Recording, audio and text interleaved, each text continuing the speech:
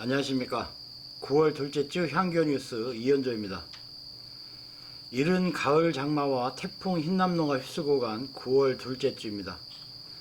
동해 남부의 태풍 피해 소식이 추석을 앞두고 마음을 아프게 한 일주일이었습니다.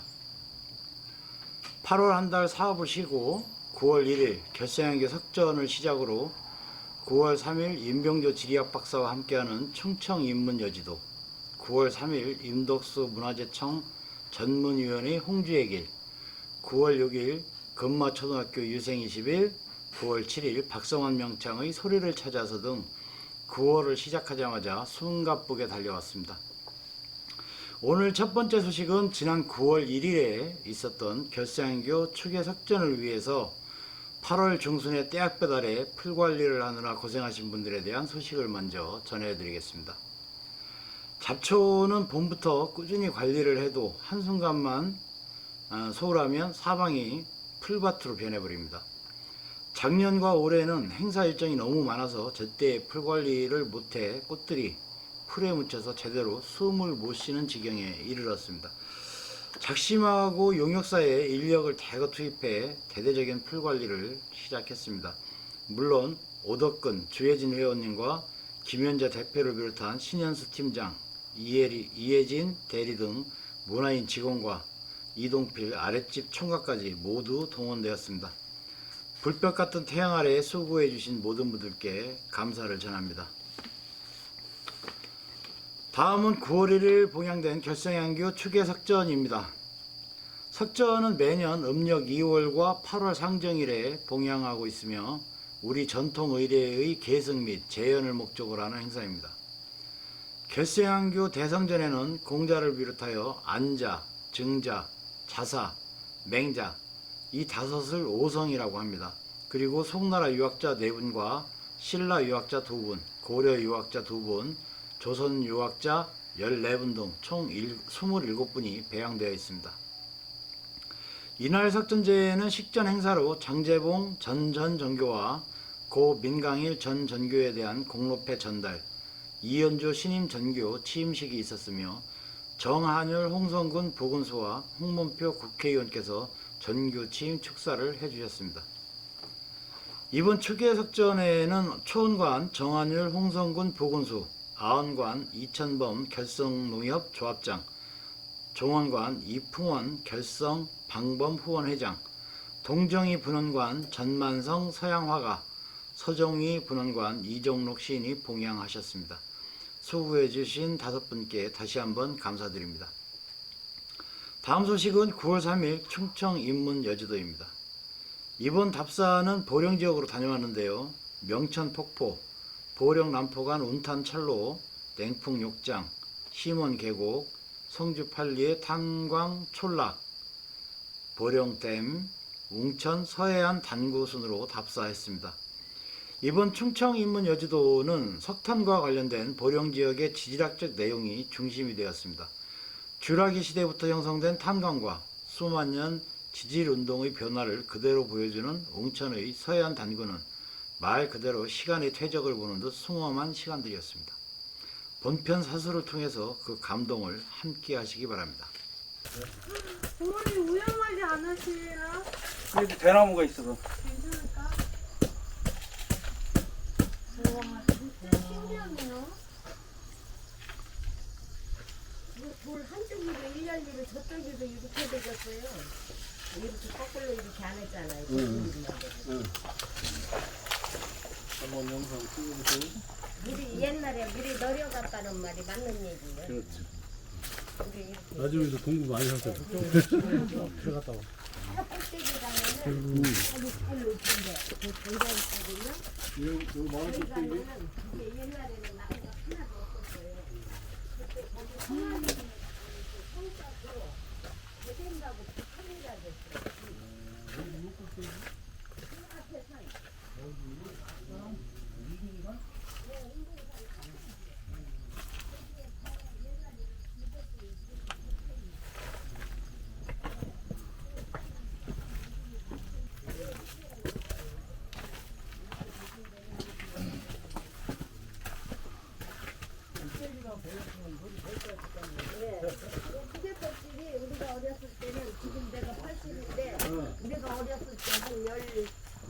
12살, 13살 이렇게 먹었을 때는 조개껍데, 굴껍데 한 15살, 17 이렇게 먹었을 때까지도 저 나무가 없었어요. 저 산중턱에 조개 껍데기 있었다고. 예, 거기 산 꼭대기에 굴껍데 그런 게 있었어요. 근데 그 지금은 나중에 그럼 원래 태생이 여기시고 예, 결혼도 여기서 하셨네요. 예, 저 집에서 요 집이. 저 집에서 저 집이. 이웃 총각하고 또 눈 맞으셨고.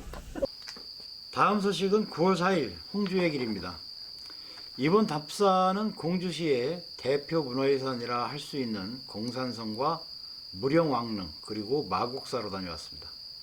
특히 공산성은 여러 번 다녀오기도 했고 지나는 길에 많이 보아서 친숙한 문화유산입니다. 말 그대로 그냥 친숙한 문화재였습니다. 하지만 이번 답사를 통해서 백제 부흥운동, 김원창의 난, 이괄의 난과 인조 등 공산성과 관련된 사건들을 알게 되면서 공산성이 떠받치고 있는 역사의 무게를 새삼 실감하게 되었습니다.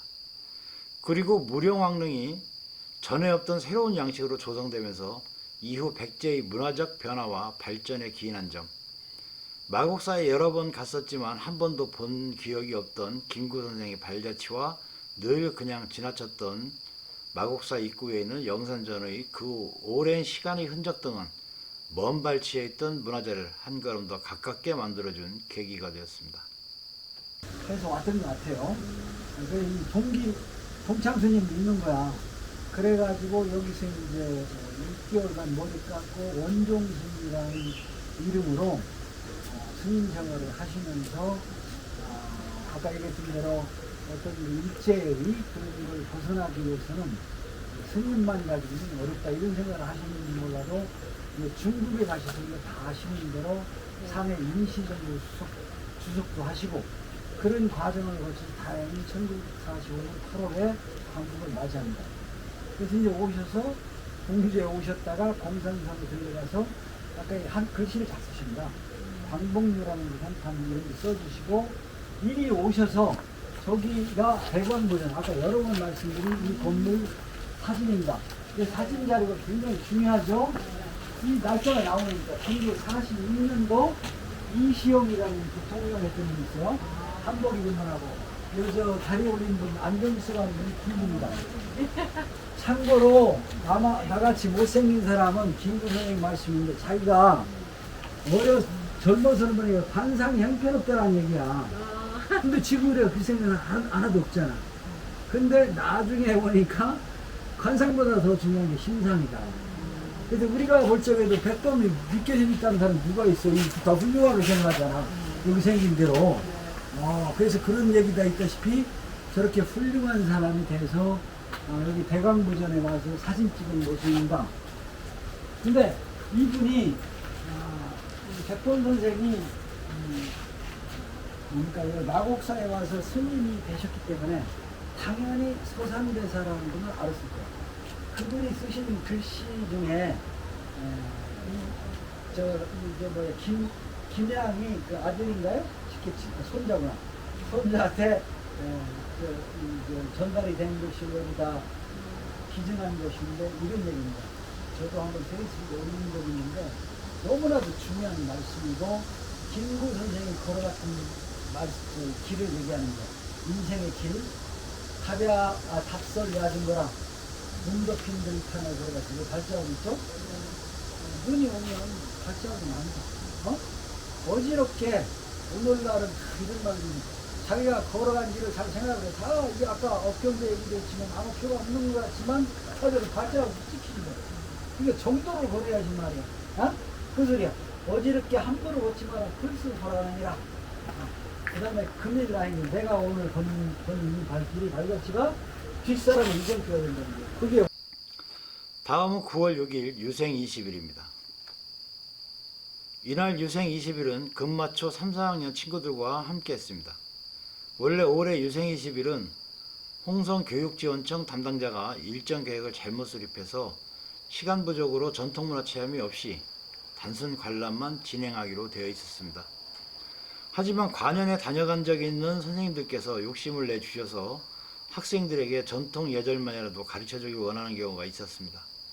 이번 금당 초등학교도 매년 3, 4학년 학생들을 대상으로 결성연계 유생 20일 프로그램을 신청해 주시는 학교라서 결성양교 전후의 일정과 점심시간까지 조금씩 줄여서 전통 예절 시간을 만들어 오셨습니다. 선생님들의 그 마음이 너무 감동적이어서 무료로 진행해 드렸습니다. 다음은 9월 7일 소리를 찾아서 답사입니다. 이번 소리를 찾아서는 서산시 고북면에 있는 고수관 명창 생가터와 해미면 상황산에 있는 박만춘 명창의 득음터인 일락사에 다녀왔습니다. 고수관 명창은 조선 후기 순조 때 활동했던 전기 8명창 중 한 분입니다. 해미에서 태어나 어려서부터 명창 소리를 많이 들었다고 하네요. 하지만 지금 고수관 명창의 생가터는 그 관리가 필설로 형용키 어려울 정도로 형편이 없습니다. 마치 오늘날 중고제 판소리의 현실을 그대로 보여주는 듯해서 슬픔을 금할 길이 없었습니다. 다음으로 찾아간 박만춘 명창의 특공터인 서산 일락사는 그나마 사찰 안에 있어서 현음당이라는 현판이라도 걸려 있어 다소 위안이 되기도 했습니다. 해미 상황상절하게 있는 일락사는 통일신라 때 승려 의현이 창건한 유서 깊은 사찰입니다. 박만춘 역시 선조 때 활약했던 명창인데요. 이곳 일락사에서 득음을 했다고 전해지고 있습니다. 박만춘 명창에 대해서는 이렇다 할 기록을 검색할 수는 없습니다만 서편제의 명창으로 알려진 이날치가 박만춘의 수행소리꾼이었다는 이야기가 있습니다. 소리를 찾아서는 이번 답사를 끝으로 올해 일정을 마무리합니다. 원래 계획은 11월까지 2번이 더 남아있으나 서편제 지역 일정으로서 그곳은 관리 조성 사업이 너무 잘 돼 있는 곳입니다. 올해 진행된 중고제 관련 유적지와는 비교가 될 수 없는 것이죠. 충청도에 국립국악원이 없는 것과 같은 현실의 차이라고 볼 수 있겠습니다. 시청자 여러분들께서 중고제에 많은 사랑과 성원을 보내주셔서 서편제, 동편제 지역과 어깨를 나란히 할 수 있도록 중고제 관련 유적 관리 조성 사업이 융성되기를 빌어봅니다. 오늘 향교 뉴스는 여기까지 준비했습니다. 시청해 주셔서 감사합니다. 심청가의 지역적 배경은 황해도라고 얘기하죠. 황해도의 해주에 도화동 김학자 기자라는 사람이 이렇게 얘기하는데요. 꼭 황해도라고 볼 수는 없고 서해안을 배경으로 한 건 분명하죠. 서해에 인당수가 있고 백령도 있고 거기를 지나서 넘어가서 중국 남경에 가서 장사를 하고 돌아오고 이런 얘기잖아요.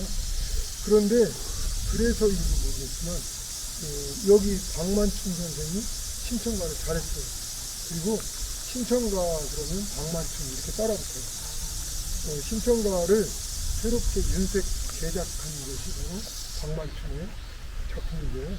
이거는 이제 학자들이 밝혔어요. 그 전에 있던 심청가는 좀 약했는데 박만춘 때에 심청가 완전히 자기들이 잘 갖추어서 완성도 높였다. 이런 평가를 받고 있어요. 저희가 듣는 심청가 같기도 해요. 그런 내용이죠. 예. 그래서 그 박만춘은 11살이 되었을 때 이 일락사입니다.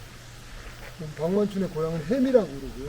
해미에서 가장 큰 절, 가장 유명했던 절이 바로 일락사이기 때문에 또 우리가 지금 와서 보겠지만 해매읍에서 여기까지 오는데 차 시간은 한 10분밖에 안 걸리는데 걸어오기를 치면 하루 종일 걸리겠습니다. 심심산골로 올라옵니다. 계곡으로. 그래서 여기 이 일락사에 와가지고 박만춘이 11살 때부터 20살이 넘도록 10년 공부를 했답니다. 10년 공부했는데 이제 스님이 되는 공부가 아니라 판소리 공부였어요. 소리 공부를 해서 일정 정도 득음이 돼가지고 10년 공부 후에 내려가서 이름을 얻었어요. 그래서 이제 사방팔방 팔려다니기 시작하는데 어떤 이유인지 그 이후에는 황해도 봉산 지역으로 갑니다. 봉산에 있는 어떤 또 절에 들어가서 4년간 공부를 했어요. 그런데 그 4년간 공부를 했는데 아마도 목이 완전히 득음을 얻지 못한 그런 상태였는가 봐요. 그래서 박만춘의 공부했던 일화를 보면 너무너무 목이 이제 잠기고 목이 쉬고 그래서 안 나오는 거예요. 그러니까 소리소리 지르다가 어느 날은 이 절에 있었던 불목하기가 그러니까 그때 그 나무하고 있던 그 공자가 저 산에 올라가서 나무를 하고 있는데 갑자기 한낮에 배들도 무너지는 소리가 나는 거예요. 우락탕탕. 그래서 어이구 절이 무너졌나? 그래서 놀래가지고 막 내려갔어요. 내려갔더니 절 기둥 밑에 방만충이 쓰러져 있대. 피를 토하고. 그랬는데 그걸 깨워서 이제 깨어나서 소리가 하는 거 보니까 그때 비로소 절 기둥을 붙잡고 소리 깍 질러다가 피를 토하면서 큰 소리가 뻥 터져 나왔어요. 그래서 그 이후로 완전 기둥을 해서 세상에 가장 뛰어난 명창수를 들었어요. 그 박만추는 이 일락사와 굉장히 깊은 인간이 있습니다.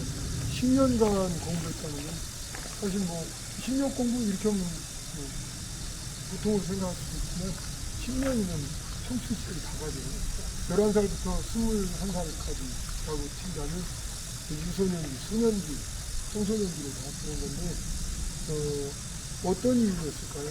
제가 생각하기에는 박만춘이 넉넉지 못한 시간 상황 속에서 소리라고 하는 이 예술의 길을 걸으려면 눈과 밥을 줘도 잠잘 때가 있거든요. 기습을 하면서 절에서 뭔가 그래도 좀 대목에서 일을 해주고 이러면서 기숙하지 않았나 싶어요. 그렇게 하면서 가진 노력 끝에 득음을 했던 거죠.